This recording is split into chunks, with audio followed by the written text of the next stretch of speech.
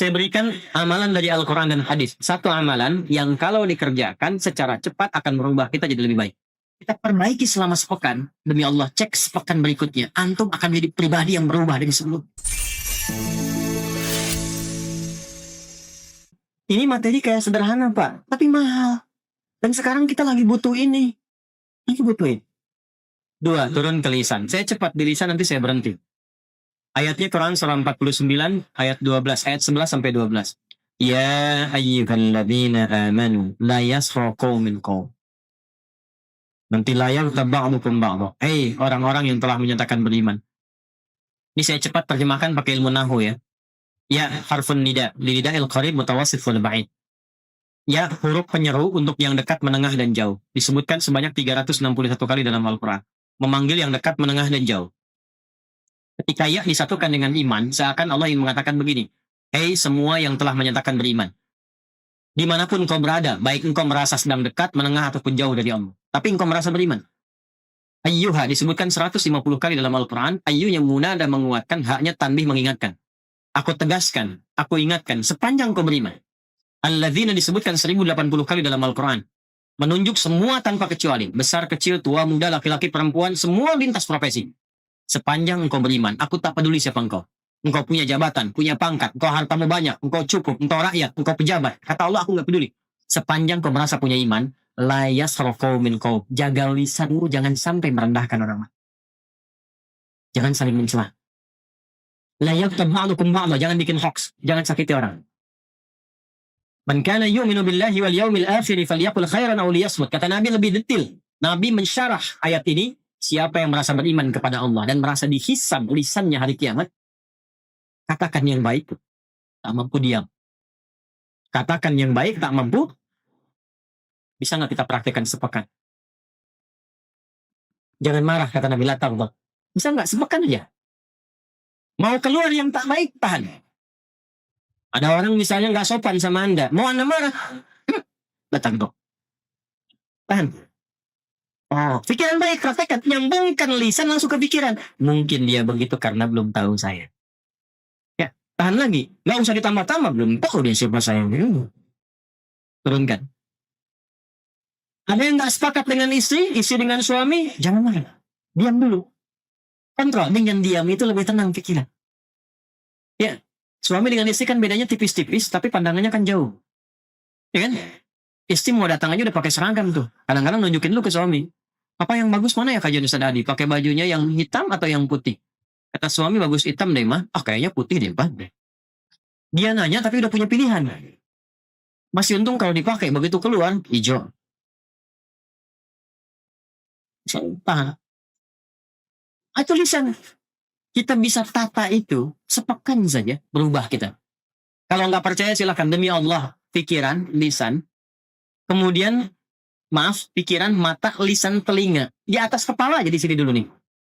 Kita perbaiki selama sepekan. Demi Allah, cek sepekan berikutnya. Antum akan menjadi pribadi yang berubah dari sebelum. Itu cuma mengamalkan beberapa ayat ini. Coba deh. Cuma sepekan amalkan ayat ini. Ayat mata, ayat telinga, ayat lisan. Amalkan selama sepekan. Lihat perubahan yang terjadi hari ini sampai sepekan ke depan. Perhatikan. Bagaimana Al-Quran merubah kita menjadi pribadi yang baik.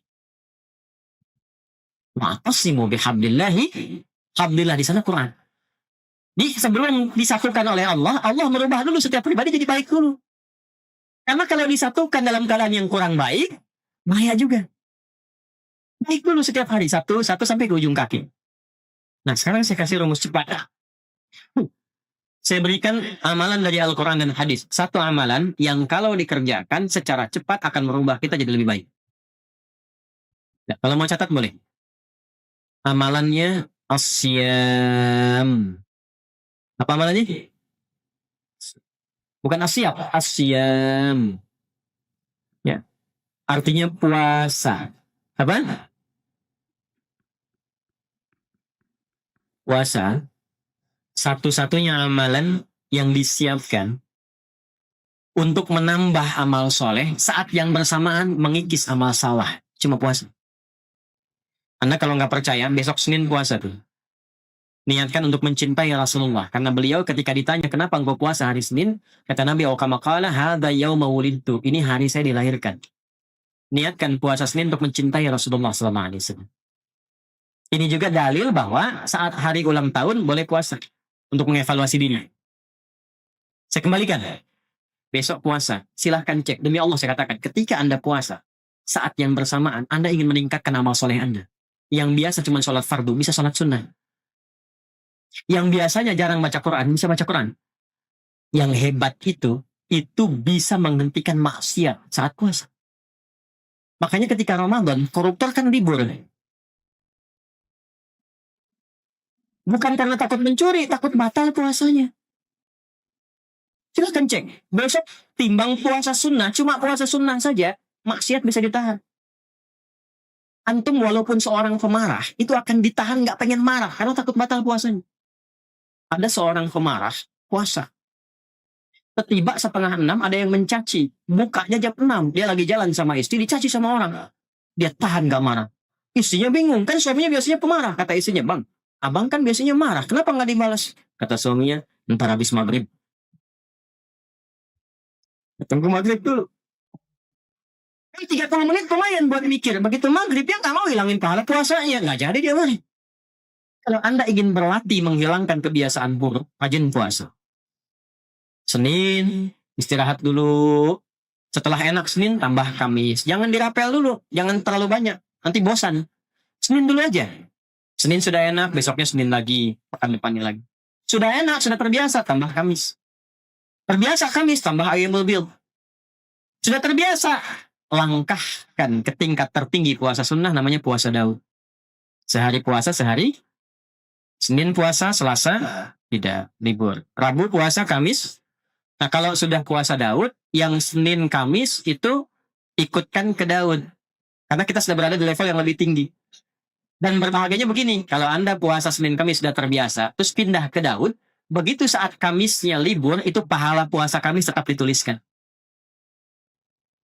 Dalilnya apa? Hadis Nabi, "Idza maridal 'abdu aw safar kutiba lahu mithla ma kana 'alaihi muqiman shahih."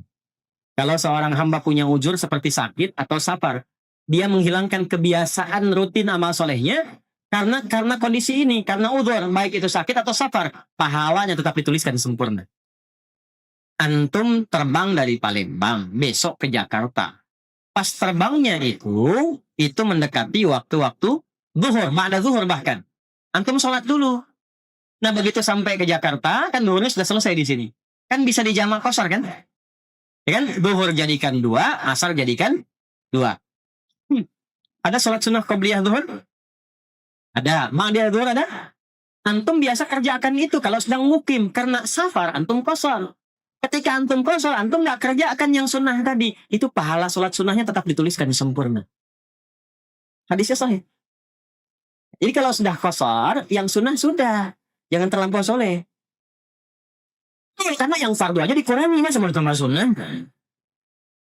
Ya. Itu hadiah dari Allah, qashar itu hadiah.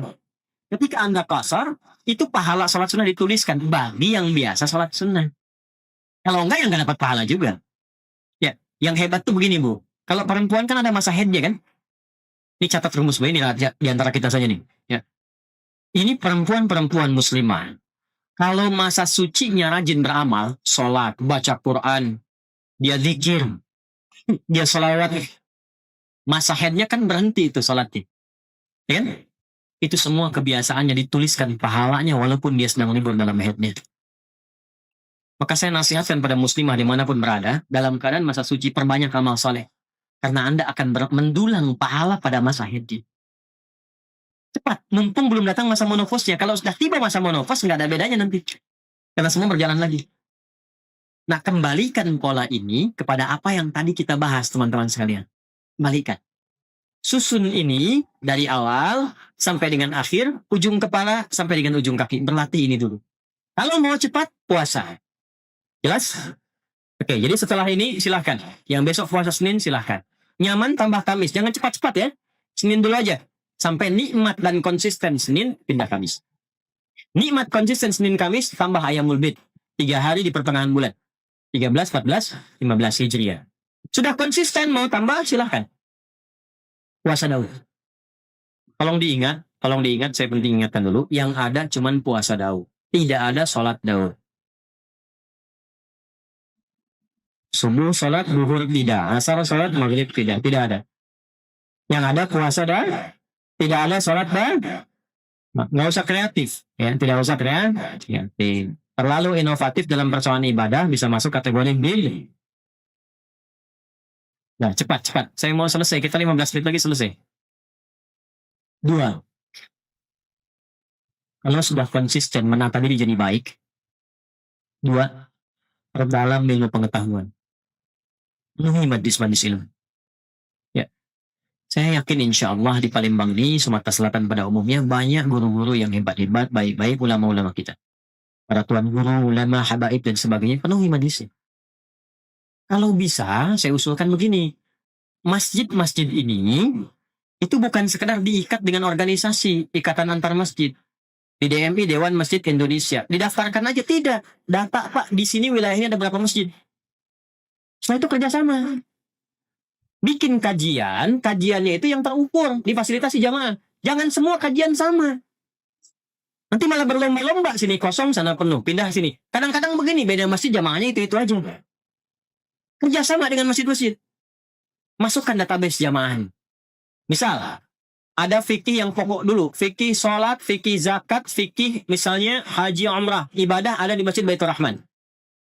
Nanti fikih-fikih yang sosial misalnya, ini di masjid yang sebelahnya. Fikih-fikih yang membahas tentang aspek-aspek kehidupan muamalah, masjid sebelahnya. Database ustadznya dimasukkan, informasikan, saling kemudian mengingatkan. Jamaah Baitur Rahman disampaikan.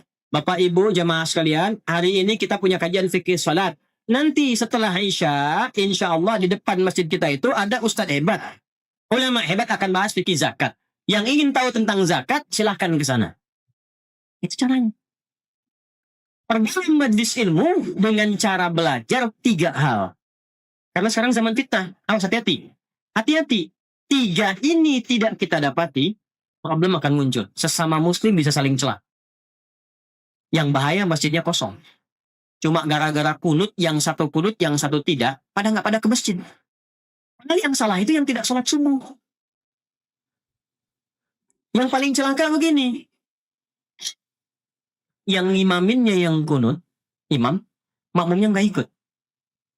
Bahaya. Atau sebaliknya. Yang imamnya yang tidak kunut, makmumnya sujud sahwi.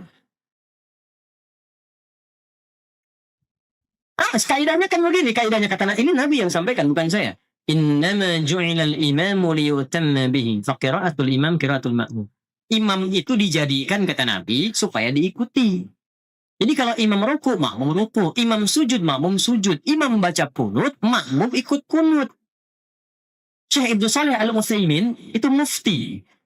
Ilmunya luar biasa, mazhabnya Hambali. Beliau nggak kunut yang subuh. Tapi apa fatwanya? Kata Syekh Utsaimin, kata beliau, fatwanya, jika ada imamnya kunut, maka makmum yang tak sama paham kunut pun mengaminkan di belakang. Allahumma hdina fi man hadait. Amin. Wa'afina fi man afait. Amin.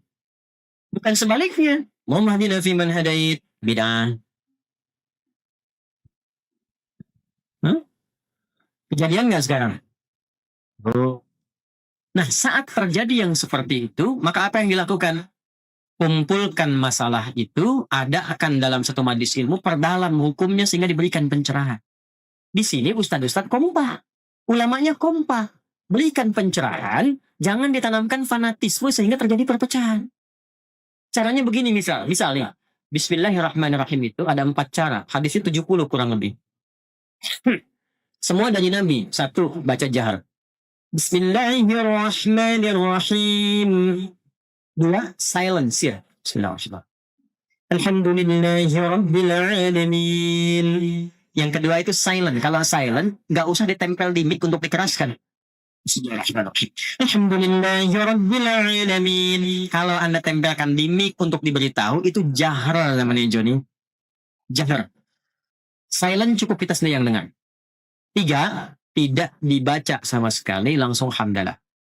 Alhamdulillahirrabbilalamin. Ar-Rahmanirrahim. Maliki yaumiddin.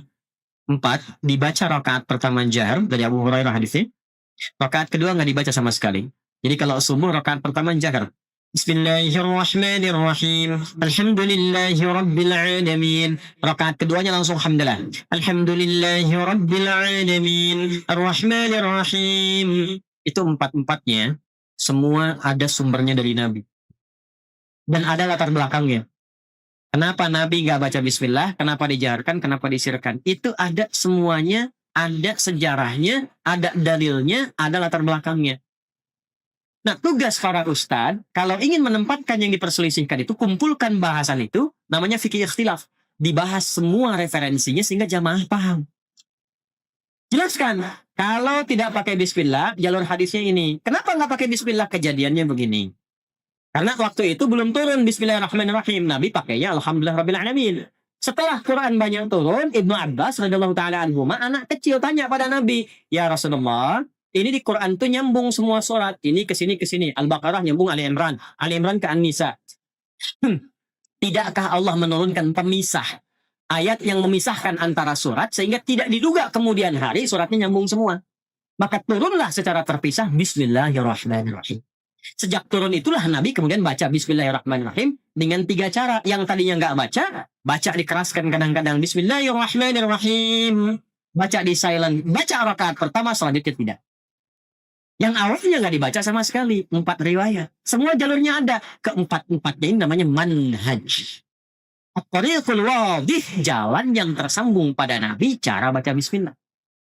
Tapi kan nggak mungkin baca 4-empatnya dalam satu kali sholat. Imam Masjid Baitur Rahman ingin baca bismillah dalam sholat subuh. Komplit sunnah Nabi. 4-empatnya dia baca. Bismillahirrahmanirrahim. Bismillahirrahmanirrahim. Ini dibaca sama sekali. Dia mesti pilih salah satu. Makanya imam-imam besar pun Imam Abu Hanifah pilih satu. Aku nggak baca bismillah. Diikuti Imam Malik. Imam Syafi'i mempopulerkan yang ada jaharnya. Ya Bismillahirrahmanirrahim. Supaya umat paham. Ada riwayat lain. Dan fikih Syafi'i itu senang pahala. Sepanjang ada dalil pasti ada pahalanya. Daripada nggak dapat, saya dapatkan. Imam Ahmad datang menuju Imam Syafi'i. Lahir 163 Hijrah. Kata Imam Ahmad, saya pilih yang sir untuk mempopulerkan. Ini nggak ada, sudah. Yang ada, sudah. Yang belum tahu itu yang bisa disirkan. Maka ketika mereka memilih apa yang cenderung mereka pilih. Cenderung pada sesuatu bahasa Arabnya madzhaba ilaihi. Karena kepanjangan disingkat madzhab. Maka di sini kita kenal pilihannya Imam Syafi'i, madzhab asy-Syafi'i. Pilihannya Imam Ahmad, madzhab Hambali. Pilihan Imam Abu Hanifah, madzhab Hanafi. Pilihan Imam Malik, madzhab. Nah, madzhab itu bukan kelompok-kelompok. Dan semua kita itu kalau ngaji sekarang, itu sanadnya akan tersambung ke madzhab tadi. Kenapa? Karena Nabi itu singkatnya gini, Nabi ngajar ada sahabat. Sepeninggal Nabi, sahabat ngajar. Semua diajarkan. Itu zaman Nabi, zaman sahabat, zaman tabi'in, mereka punya kekuatan untuk mengingat. Dan hebatnya hafalan mereka di dalam kepala. Karena orang sekarang hafalnya di luar kepala. Di luar kepala itu belum hafal. Mereka itu hafalnya di dalam kepala. Nah, bertambahnya masa, berubah eranya, berkurang ingatannya. Karena orang dulu itu maksiatnya sedikit. Jaga maksiatnya banyak, dijaga. Sehingga berkahnya apa? Kekuatan ingatannya panjang. Sekarang tantangan maksiatnya banyak. Dan ingat, maksiat itu salah satu penyebab utama mengurangi kemampuan untuk menghafal. Saya punya teman, hafal ribuan hadis. Masuk bioskop. Keluar, hilang semua hafalannya. Saya nggak tahu apa yang ditonton. Pulang keluar dari situ, hilang semua hafalan. Ingat, maksiat menghilangkan keberkahan. Imam Syafi'i ngadu kepada gurunya Imam Waqi. Syakautu waqi'an an su'i hifdhi, fanasahani atukal ma'asi. Faqala, al-ilmu nurun wa nurullahi la yunzal lil-'asi. Saya mengadu kepada guruku Imam Waqi tentang buruknya hafalanku. Kebayang nggak buruknya hafalan Imam Syafi'i? Mungkin beda titik, beda koma. Kata Imam Waqi gurunya, tinggalkan maksiat. Karena maksiat itu mencegah cahaya ilmu dari Allah masuk dalam kalbumu. Balik ke sini teman-teman sekalian. Fokus baik-baik. Kembalikan ke kita di sini. Apa yang kita lakukan? Kumpulkan yang tadi itu. Ulama dulu banyak mengingat. Tapi masa setelahnya kan banyak membaca. Mengingatnya kurang. Kemampuan menurun. Maka ada 4 bintang ulama yang menyalin hafalannya dalam kitabnya. Kalau orang sekarang, kitab orang disalin begini, dihafalin. ulama dulu dihafal dulu, hafalannya nyalin kitab. Kitab tuh disalin dengan hafalannya. Hafal, salin kitab. Sekarang kan kitab ada dihafalin. Kan? Maka 4 bintang itu, satu Imam Abu Hanifah An-Nu'man yang wafat tahun 150 Hijrah. Kedua Imam Malik bin Anas yang lahir tahun 94 Hijrah. Yang ketiga Imam Syafi'i yang lahir tahun 150 Hijrah. Dan keempat Imam Ahmad bin Hanbal yang lahir tahun 163 Hijrah. Itu mereka menghimpun referensi dari masa sebelumnya, dihafalkan, diturunkan lewat kitabnya. Jadi yang sekarang kita pelajari, itu mau nggak mau akan nyambung jalurnya ke mereka itu. Karena semua jalurnya begitu. Maksud saya, jangan pernah katakan begini, ikut mazhab apa ikut Nabi. Itu artinya belum belajar. Tapi jangan kita cela, itu pernyataan aneh. Karena kalau orang ngaji fikih, nggak mungkin berkata demikian. Karena mazhab itu bukan kelompok, mazhab itu yang merangkum, mendokumentasikan berbagai pengetahuan yang bersumber dari Nabi. Kita nggak mungkin kita dapatkan langsung akses ke Nabi. Siapa yang sekarang pernah ketemu Nabi? Saya pulang. Nggak ada. Nih, Anda belajar sholat dari mana? Nggak mungkin langsung dari Nabi. Oh, tadi saya ketemu Nabi, mimpi kok diajarin begini. Nggak bisa. Kita harus urut riwayatnya dari mana. Nah, kalau kita urut-urut yang mengajarkan dari takbir sampai salam, ketemunya jalurnya di mazhab juga. Ketemunya di situ. Dari mana taunya bismillah dijaharkan? Pernah ketemu Nabi? Tidak. Diurut sikulan sampai ke Asy-Syafi'i. Asy-Syafi'i menerima dari gurunya sikulan sampai ke Nabi. Urutan itu disebut dengan sanad namanya. Di Sahih Muslim ada babul isnad di muqaddimah. Babul isnad minad din. Jadi urutan dalam penyampai riwayat itu termasuk dalam agama. Jadi kalau salah menerima ilmunya bisa salah ibadahnya. Nah, kita punya itu dalam Islam. Nah, dalam hal yang ada perbedaan, yang tidak sama, belajar caranya supaya tidak saling menjatuhkan. Tidak saling mencela dan merasa benar sendiri. Padahal mungkin orang lain punya alasan yang berbeda dengan kita, cuma sumbernya kembali ke Nabi. Ya, cepat. Saya mau akhiri sebentar lagi. Ini boleh nggak bonus 5 menit? Ya. Lihat nih. Fikih umumnya ada 2. Ada berapa? 1, yang bacaannya sama, caranya sama. Contoh, kita saat mengangkat tangan awal sholat bertakbir mengucapkan apa? Itu satu cara, satu bacaan. Fayaqulu Allahu Akbar. Nggak ada yang beda. Kalau ada satu cara, satu bacaan, itu artinya semua umat Islam dipandang mampu melakukannya. Jangan beda, nggak usah kreatif. Saya capek Allahu Akbar terus, besok Allahu Rahman aja. Allahu Rahim aja. Beda. Salah. Jelas? Tapi nanti ada yang beda bacaannya, bahkan beda caranya. Tapi kalau diurut-urut sumbernya dari Nabi semua. Kalau ada yang begini, itu tandanya semua umat Islam dipandang oleh Allah itu tidak mampu melakukan dengan satu cara yang sama. Maka diturunkan beragam cara supaya semua bisa melakukannya dan mendapatkan hikmah yang sama. Contoh bacaan. Ini kita baca Quran nih. Al-Fatihah ya. Saya kemarin lihat ada yang viral-viral tuh ngoreksi bacaannya Habib Umar. Hati-hati tuh ya. Jangan gak sopan tuh. Beliau itu ahli hadis ya. Ahli Quran. Cucu Nabi. Ilmunya banyak. Jauh dengan saya tuh. Ya, jauh sekali. Orang belum berilmu, belum sampai. Jangan ngoreksi yang sudah berilmu. Ya. Contoh gini. Ihdinas siratal mustaqim. Yang kita baca kan? Dari Hafiz. Pakai shad ya. Ihdinas siratal mustaqim. Jelas? Ada yang nggak bisa son, bisanya pakai sin.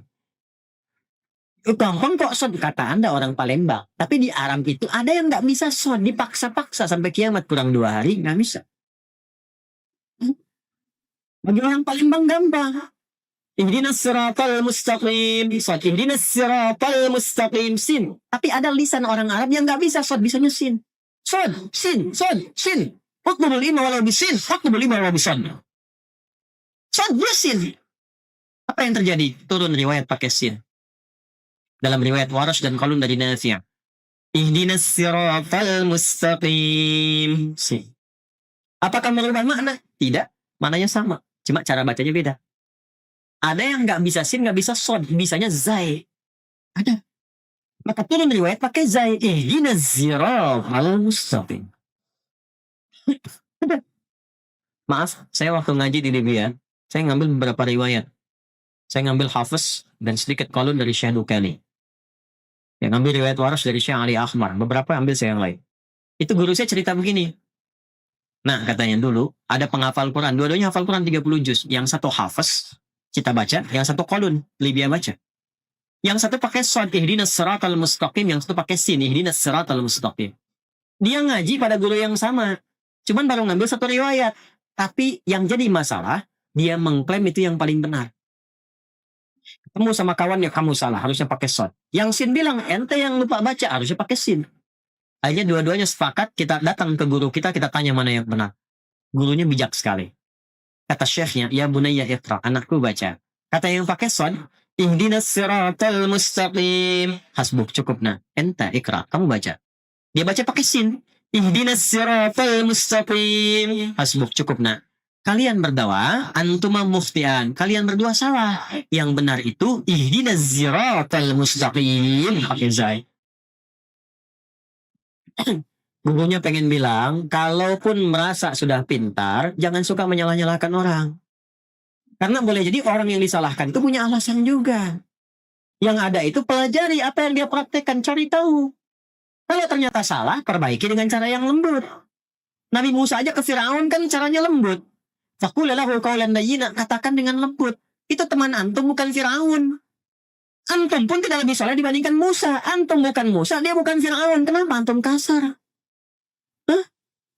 Kenapa harus saling mencela? Ini yang paling hebat. Ada yang nggak bisa A, bisanya pakai terus. A, anta, ente, anak, ane. Apa begitu? Madrasah. Itu imalah. Di Arab banyak. Sekarang kayak di Syria, di Palestina, Afrika sebagian pakai semua. Mungkin Betawi dari situ sananya. Bijaknya Allah. Diturunkan Al-Quran bisa dibaca pakai Wadduha, kita. Yang itu, wadduhi, wallayli idha saji, ma wadda'aka rabbuka wa ma qali, walalakhiratu khairul laka minal uli, walasawfa yu'tika rabbuka fatardi. Antum ketawa. Saya baca wadduha di kalangan masyarakat yang wadduha. Ketawa dia. Karena dia biasa pakai Itu namanya lahjah. Karena kita nggak bisa paksa lisan orang. Kita bilang orang Palembang bilang sepeda. Mampir ke Medan, kata Medan sepeda. Sepeda dengan sepeda, barangnya sama nggak? Itulah perbedaan. Beda. Jelas. Oke, jadi kalau ada yang demikian, pelajari. Jangan saling mencela dulu. Ada yang gerakan, ada yang bacaan dan gerakan, seperti kunut misalnya. Pelajari. Kenapa ada kunut? Sebelumnya ada atau enggak? Apa putusan nabinya? Bagaimana kemudian membacakannya? Dan seterusnya, sehingga adem kitanya. Nah, nanti kenapa? Karena akan muncul satu masa, sesama muslim saling menyalahkan. Ini saya tuh paling tidak nyaman kalau ada orang ngaji Qur'annya sama, nabinya sama, tapi setelah itu saling menyalahkan. Dan yang paling saya khawatirkan adalah begini, menyimpulkan bahwa itu yang paling benar, yang lain salah. Itu bahaya. Sebab ketika yang dipelajari itu salah, tidak ada yang mampu didengar dari yang membenarkan. Itu bahaya. Ada di antara jamaah kami, menyekolahkan anaknya di satu sekolah. Begitu diwawancara, pewawancaranya nanya begini, untuk diterima di sekolah. Padahal masih sekolah kecil, TK ke SD begitu. Orang tuanya ngajinya sama ustadz siapa? Begitu disebutkan Ustadz Adi, beda manhaj, nggak bisa. Waduh, gimana ini? Padahal kita belum pernah bertemu dengan orangnya. Belum pernah tahu apa yang dimaksudkan. Tidak ada masalah dan tidak boleh mencela. Tidak boleh kita berprasangka buruk juga. Yang saya khawatirkan adalah begini. Anda menghukumi sesuatu yang tidak Anda ketahui, maka kalimat itu mencari pemiliknya. Beda manhaj itu artinya beda keyakinan. Karena manhaj itu semua yang bersumber dari Nabi. Kalau beda manhaj artinya beda keyakinan. Bahaya itu. Beda manhaj pasti nggak ada masalah. Beda manhaj itu bahaya. Apalagi kalau dipanggil sudah nggak salam. Assalamualaikum akhi. Beda manhaj. Bahaya. Maka bagaimana rumusnya? Pelajari. Saya tidak mengajarkan Anda untuk saling mencela orang lain. Kalaupun ada yang begitu, jangan dicela. Jangan dicela. Tapi kita tetap terbuka dengan senyuman dan baik, pelajari sehingga semua membuat mengerti. Yang enak tuh begini, guru mengajarkan, kita tidak kunut misal. Dalilnya ini. Kalau ditemukan teman kita kunut, dalilnya yang ini. Jadi hargai mereka yang kunut. Jelas? Kita bacanya jahar. Kalau Anda menemukan yang tidak jahar silent, ini dalilnya. Jangan kaget kalau ditemukan. Enak kalau. Saya di Masjidil Haram, tugas tahun 2010. Biasa penerima jemaah haji. Jemaah haji pertama datang pas sholat isya, imamnya imam Seksudes. Begitu sudah takbir, Allahu Akbar. Ini saya masih ingat betul sampai sekarang. Berarti sudah 13 tahun peristiwa itu. Allahu Akbar. Silent, saudara. Alhamdulillahi Rabbil Alamin. Itu komentar pertama makmum di samping saya. Iki imamnya Muhammadiyah tuh katanya. Muhammadiyah cabang Masjidil Haram. Saya tidak ingin ada kesimpulan lagi kalau yang kunut NU yang tidak kunut Muhammadiyah. Sejak kapan itu di zaman Nabi sudah muncul? Tidak ada. Muhammadiyah hormati, NU hormati, kompak semuanya jadi seorang muslim yang baik. Sepakat? Terakhir, praktekkan itu hanya jangan jadi teori saja. Jadi keluar dari masjid ini besok-besok, Pak Najib, Pak Edi, dan yang lainnya, ini jamaah didata nih. Nanti ustadz-ustadz pun masukkan database. Ada siapa saja ustadz di Palembang. Masukkan. Nanti masjid didata. Kompak. Ketemu dengan sesama masjid. Susun jadwal. Ustadz Fulan di sini, Habib Fulan di sini, segini. Materinya ini rekomendasikan ke jamaah. Bikinlah aplikasi untuk saling melengkapi. Nah, nanti dari masjid ini ikatannya bikin aplikasi. Aplikasi sahabat masjid. Misal. Ya. Sahabat masjid. Ada itu di dalamnya. Bukan cuma tentang waktu sholat, waktu taklim. Jamaahnya yang UMKM masukkan ke situ. Yang pengusaha beras masukkan. Yang tukang sayur masukkan. Tukang baju masukkan. Jadi sesama jamaah kalau mau pesan sesuatu antar jamaah lagi. Hiduplah di situ ekonomi. Kalau sakit tahu dokter ada jamaah. Begitu ketemu tahu database-nya. Tidak perlu ke rumah sakit. Tanya resepnya apa. Dapat alhamdulillah. Kecualian ketemu jamaahnya di sini ada polisi. Tinggal sampaikan diproses. Alhamdulillah balik lagi. Kalau bisa begitu. Itulah yang dimaksudkan nilai-nilai keislaman yang hadir dalam satu saf. Innamal mu'minuna ikhwah. Jadi itu yang kita bahas seperti sederhana, tapi insya Allah kalau kita istiqamah sampai dengan wafat, mudah-mudahan dengan itu kita dimuliakan oleh Allah Subhanahu. Saya simpulkan malam hari ini satu, latihan menghindari maksiat. Siapkan satu-satu listnya dari mata sampai ujung kaki. Dan amalannya, yang kedua, latihan untuk mendalami pengetahuan yang sekiranya ada yang beda-beda. Jadi kalau penasaran jangan langsung menyalahkan. Cari dulu ilmunya. Karena sekarang musim-musimnya saling menyalahkan, hati-hati. Ya. Maaf, tambahan. Kalau ada pengajian yang mengarahkan pada aspek-aspek yang fatal secara agama. Misalnya, yang keras, yang melukai, bahkan sampai menghilangkan nyawa, itu cepat hilangkan. Hindari. Jauhi, hindari. Karena akan tiba, kata Nabi, satu bentuk pengajian dalam bahasa hadisnya tentang hadis muflis. Ada orang yang kalau mendoktrinkan untuk melukai orang. Sampai puncaknya wasaka kadama hadza. Ada yang menumpahkan darah membawa nama Allah. Hati-hati ya. Kalau ada yang ngajak perselisihan, ngajak sampai menumpahkan darah, itu hindari. Karena akan membuat kita bangkrut di hari kiamat. Dan sekarang terjadi. Saya bermohon pada Allah supaya tidak terjadi lagi yang demikian. Ya. Itu waktu kejadian di Jalan Tamrin meledak itu, saya sedang di Lampung. Wah! Jamaah langsung tanya, Ustaz, apakah bom di Jalan Tamrin termasuk fisabilillah? Saya bilang, Mas, sependek pengetahuan saya, jihad fisabilillah itu jihad di jalan Allah, bukan di Jalan Tamrin. Hati-hati ya. Yang terakhir, praktekkan persaudaraan difasilitasi oleh DKM kompak. Ustadz-ustadznya kita persaudarakan, bikin database, kumpulkan semua jamaah di situ. Insya Allah kalau begitu, kita mendapatkan Palembang, Sumatera Selatan sebagai baldatun thayyibatun wa rabbun. Allahumma taqabbal minna innaka antas sami'ul 'alim wa tub 'alaina innaka antat tawwabur rahim. Allahumma ya Allah inna nas'aluka khairan mas'alaka rasulaka al-mustafa nabiyuna Muhammad sallallahu alaihi wasallam wa na'udzu bika min kulli masta'adha bika anhu rasulaka al-mustafa habibuna Muhammad sallallahu alaihi wasallam. Ya Allah, kami memohon kepadamu segala kebaikan yang pernah dimintakan oleh Rasulullah Muhammad sallallahu alaihi wasallam dan berlindung kepadamu dari segala keburukan yang diperlindungkan kepadamu oleh Muhammad sallallahu alaihi wasallam. Rabbana la tad'alna fi maqamina hadha fi kulli maqamin dhanban illa ghafartah Ya Allah, kalau ada pelaku maksiat, dosa yang hadir di malam hari ini, di pengajian ini, jangan biarkan ia pulang kecuali kau telah ampuni seluruh dosa-dosanya. Menerima tobat dari perbuatan maksiatnya.